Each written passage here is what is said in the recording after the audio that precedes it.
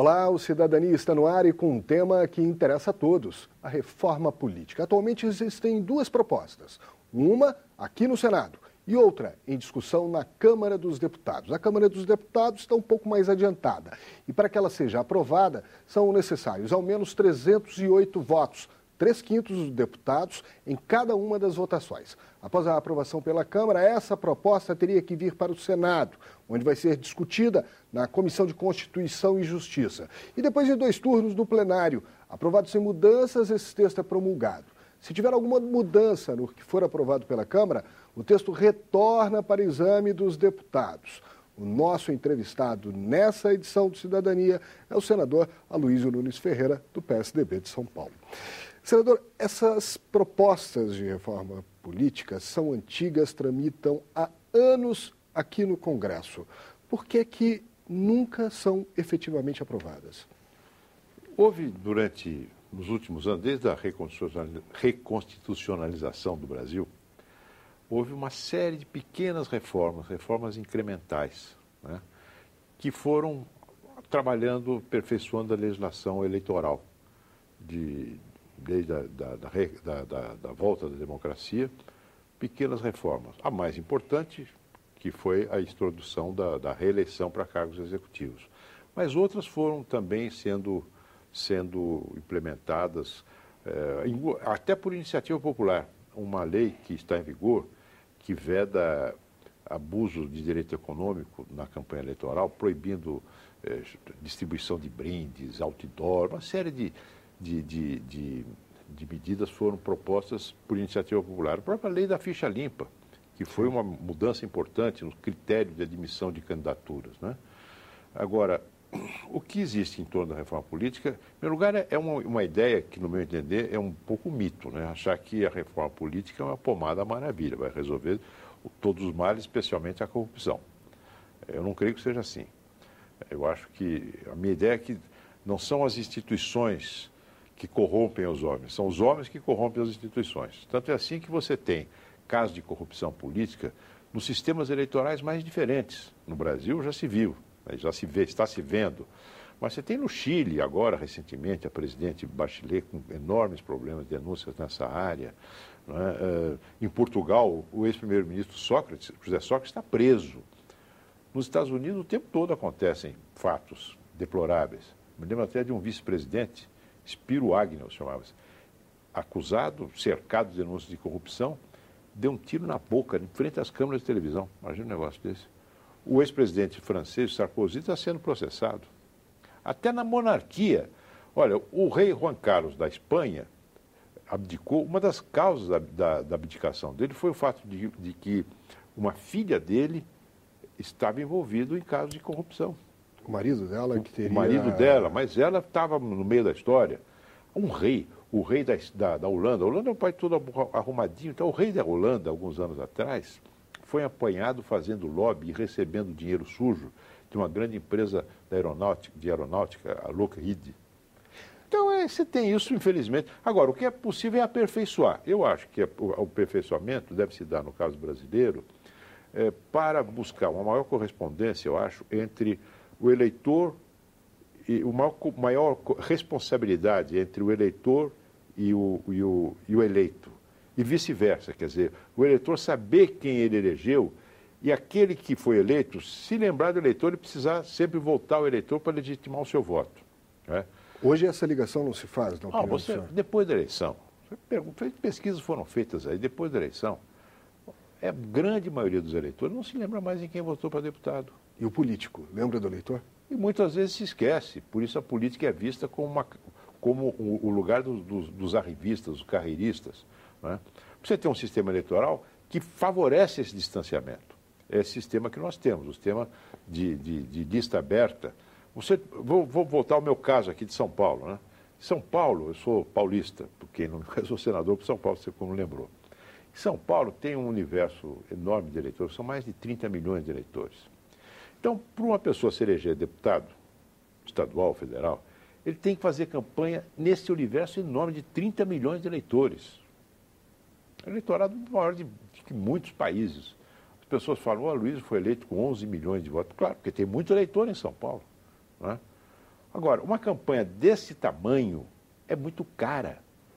E a dificuldade depois de manter o vínculo entre aquele que foi eleito e o local que o elegeu, as pessoas que o elegeram. Então, eu proponho o voto distrital.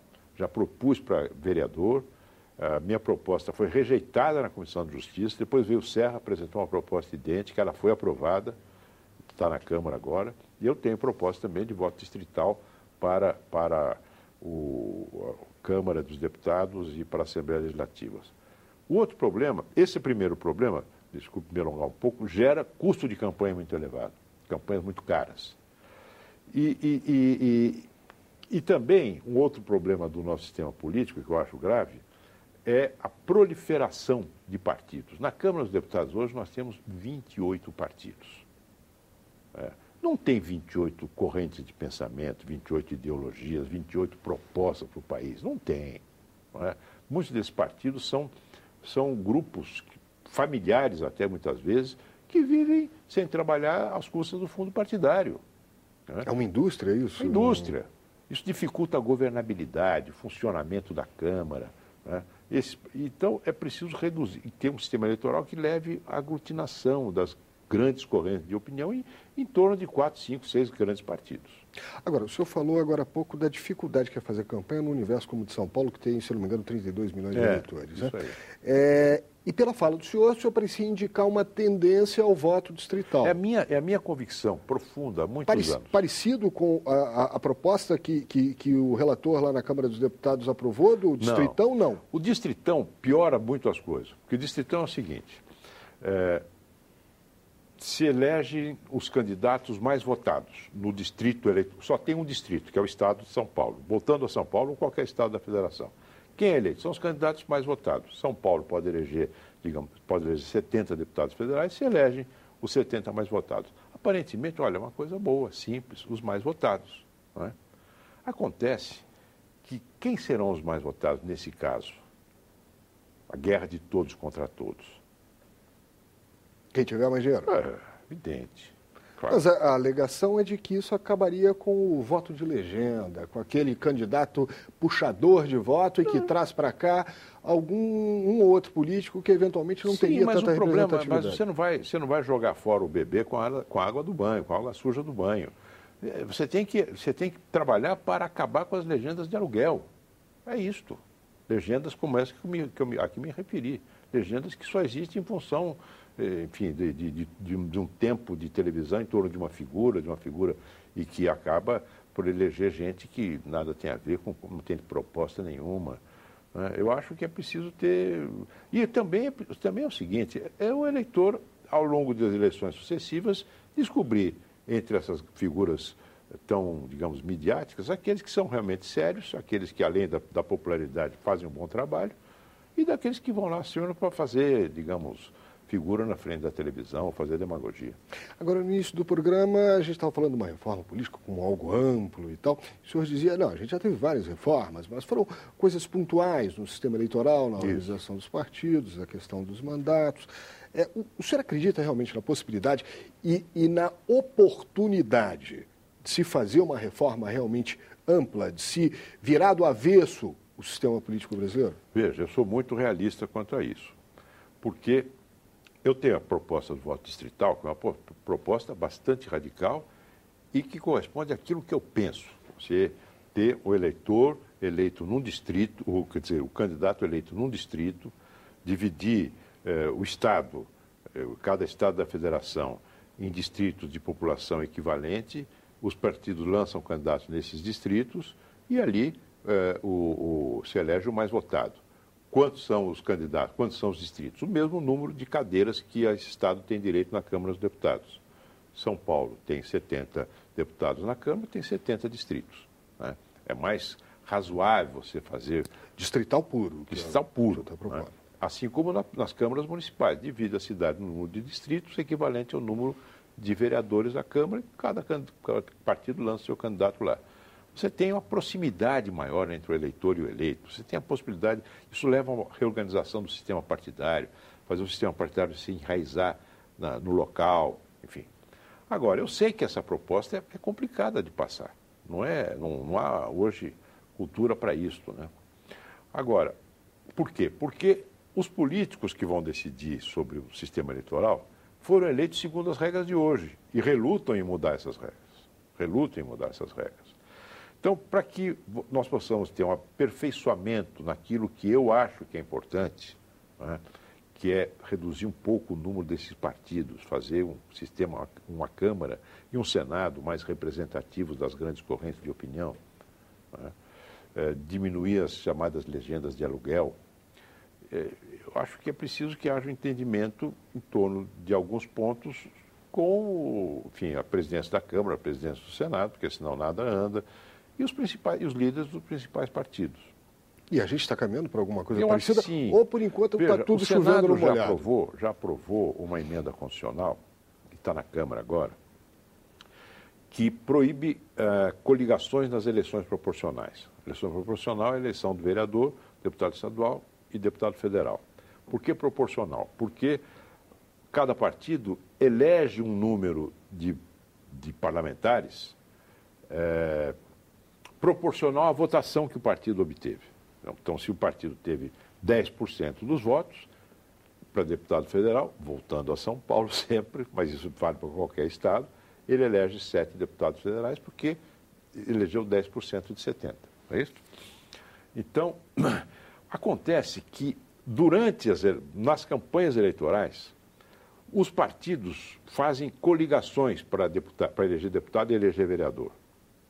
Junta 3, 4 partidos e essa coligação elege um número de vereadores, de parlamentares proporcional à votação da coligação e não de cada partido lá dentro. Bem. Depois da eleição, cada um vai para o seu lado. Então, o voto que o eleitor dá naquela coligação acaba, digamos, ele compra o gato por lebre. Ele vota no José e elege o Manuel. Vota gente de um outro partido. Por exemplo, o Tiririca, na eleição passada, não nessa, mas na passada, foi um fenômeno eleitoral, uma votação extraordinária. Você votou no Tiririca e elegeu o Zé Genuíno. Por quê? Porque o partido do Tiririca, o PR, estava coligado com o PT. Então, ali juntaram os votos do PT, do Tiririca, disso daqui, todo aquele PR, todos que estavam reunidos na mesma coligação, elegem aquela bancada e depois cada partido vai para o seu lado. Distorce a vontade do eleitor. O eleitor manifesta uma determinada vontade e o resultado é outro. Isso leva à proliferação de pequenos partidos que vivem de coligação. Eles não têm força, porque não têm representatividade suficiente para ter uma bancada própria. E às vezes sequer uma ideologia própria. Muitas vezes sequer uma ideologia. Então, foi aprovado já no Senado uma proposta de emenda à Constituição proibindo esse tipo de coligação. Tem uma outra proposta que já foi aprovada pelo Senado e pela Câmara, se transformou em lei, mas depois foi considerada inconstitucional pelo Supremo, que estabelece alguns requisitos de representatividade para que o partido possa ter parlamentares sob a sua legenda trabalhando no Congresso ou nas câmaras. Né? É a chamada cláusula de barreira ou cláusula de desempenho. O Supremo, por exemplo, precisa ter pelo menos 5% dos votos nacionais distribuído em 8, 10 estados para poder o voto dado naquele partido se converter em cadeiras no Congresso, ou na Assembleia Legislativa ou na Câmara. O fato é que esse projeto foi considerado inconstitucional pelo Supremo, porque o Supremo, isso há anos atrás, considerou que a barreira colocada pelo Congresso era alta demais. Era preciso abaixar um pouco para não gerar, digamos assim, uma imobilidade no quadro partidário.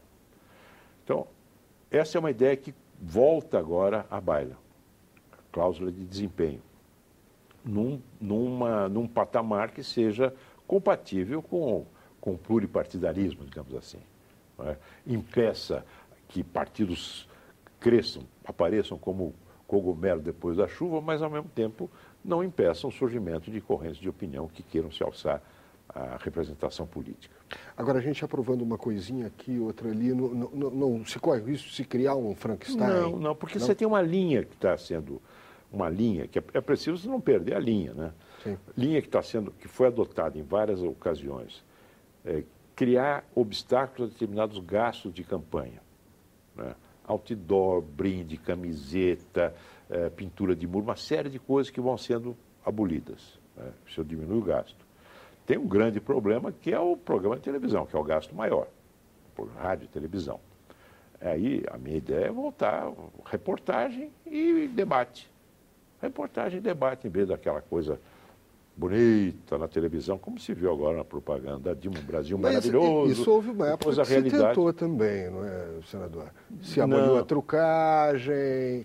Não, mas como trucagem? Tem que ter um debate, os candidatos debatendo, apresentando suas propostas, entendeu? E o programa dos partidos, fazendo a campanha dos partidos. Agora, você apresentar um mundo maravilhoso, como foi apresentado na televisão, na campanha da presidente Dilma, e que logo depois da eleição se viu que aquilo era, em grande parte, uma mentira, também é uma coisa, e gasta uma fortuna com isso. Então, além de você ter um candidato razoável, você precisa ter um excelente marqueteiro que custa muito caro para poder ser eleito. Não é? Vamos pegar alguns pontos, então, para a gente tentar... Então, Rodrigo, gasto de campanha e maior representatividade, no sentido de maior correspondência entre o voto e o eleito, o que passa por uma redução considerável dessa proliferação de partidos. Pois é, e quando o senhor fala em gasto de campanha, financiamento público, favor ou contra? O que o senhor acha? Eu sou a favor de um financiamento misto, como nós temos hoje. Nós temos um financiamento público da atividade dos partidos, né?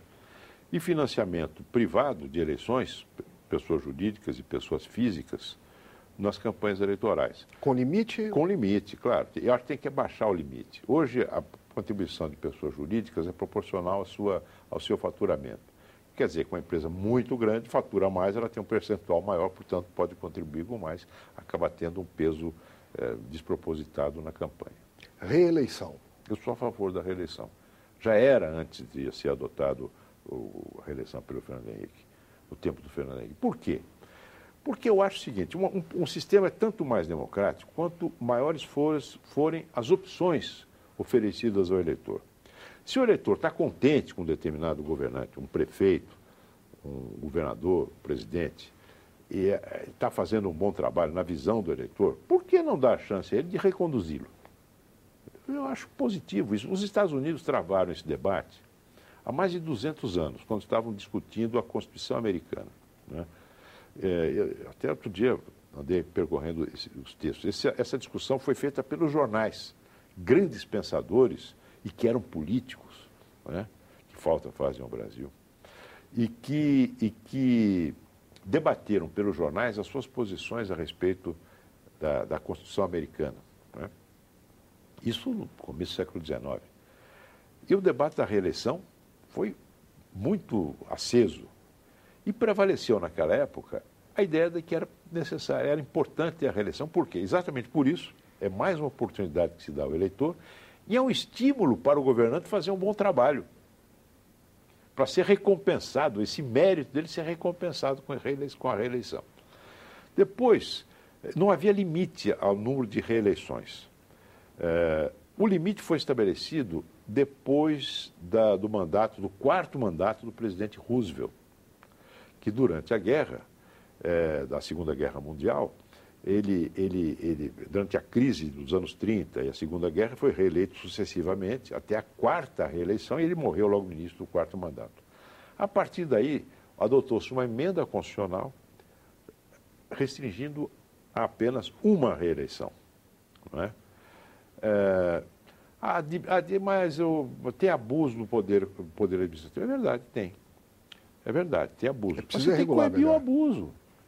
A justiça eleitoral hoje está muito rigorosa, ela está caçando o mandato de prefeitos, de gente que abusou do poder, de governadores, senadores, deputados. A justiça é muito rigorosa.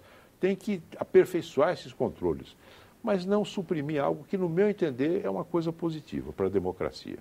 Coincidência de eleições. Hoje, o brasileiro, a cada 2 anos, vai às urnas. Tem gente que acha que tem que fazer tudo de uma vez. O que o senhor acha? Eu sou democrata, eu acho que eleição não faz mal, não. Entendeu? E acho o seguinte, coincidência de eleição significa que a eleição municipal ela vai ficar abafada pela temática do Estado e da Presidência da República.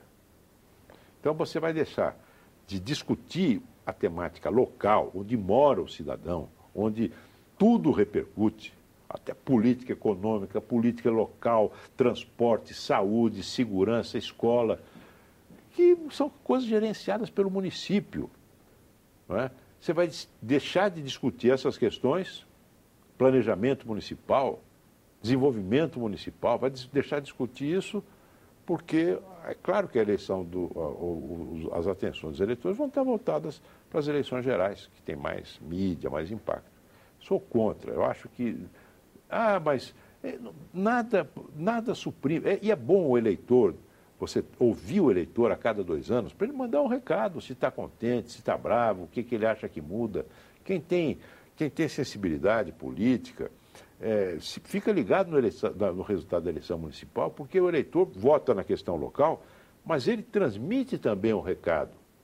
Ele transmite um recado para quem está mais em cima. Não é? E o senhor acha que as próximas eleições municipais podem já ser um balão de ensaio dessas reformas que estão sendo debatidas aqui no Congresso? Olha, eu acho que há uma tendência muito grande ao fim da reeleição. Eu quero dizer a você que eu sou, no meu partido, até uma voz quase que isolada. Poucos defendem a continuidade da reeleição. Mas não creio que ela possa ser, se for acabada a reeleição, que ela possa ser, enfim, já valer agora, para esse mandato, os prefeitos que estão... Sim, mas eu digo de uma forma geral, essas reformas que estão sendo urgidas. O que eu espero que aconteça, não é? Agora, mas a decisão está nas mãos da Câmara, dos deputados federais, é a adoção do voto distrital para vereador. Sinceramente, eu acho que seria um aperfeiçoamento muito grande e seria uma forma já de você introduzir isso que é a minha predileção, que é o sistema distrital no município, o que não compromete o mandato do deputado estadual, do deputado federal. A eleição do vereador não é a sua própria eleição. Então, pode fazer um experimento local, positivo, para ver se é possível depois estender o distritalismo no nível do deputado estadual e do deputado federal. Agora, senador, já estamos caminhando para o final do programa, mas o senhor estava dizendo que percebe um distanciamento entre o político e o eleitor, entre o eleitor e o político. Não há reforma política que resolva isso. Não há. É uma mudança mais ampla, né? É uma mudança mais ampla. Eu acho até que isso é um fenômeno universal. A ideia da representação embute sempre uma frustração, porque você elege um representante para ficar durante 4 anos legislando supostamente em seu nome, não é? E nem sempre as coisas que são submetidas ao voto aqui no Congresso ou na Câmara Municipal estavam previstas, estavam no seu radar ou no radar dos eleitores no momento da eleição. Então, o mandato parlamentar, o mandato representativo, ele sempre corre o risco de se distanciar daquilo que os seus eleitores pensam. Isso pode ser corrigido com mecanismos como nós temos hoje. Eu, por exemplo, eu vivo muito ligado na internet, no meu Facebook, no meu Twitter, que é uma forma importante de receber recados, mensagens, protestos, propostas. Agora mesmo, na audiência do ministro Fachin, do candidato Fachin a ministro do Supremo, eu abri meu Facebook, você não faz ideia de quantidade de propostas que vieram, de indagações. Pena que o presidente da comissão durante todo deu o tempo 5 ali, minutos para cada senador fazer pergunta. É uma coisa absurda. Eu protestei muito no início. Porque temos que terminar hoje. Porque, às vezes, nos Estados Unidos, o candidato ficará 3, 4 semanas sendo sabatinado. É época que aparecem as coisas, a gente conta os podres. Apareceu lá um membro dos Estados Unidos, uma pessoa que era muito conceituada, de repente apareceu lá um negócio de assédio sexual de uma secretária, desmontou o sujeito. Não digo que o professor Fachin fosse sujeito a esse tipo de...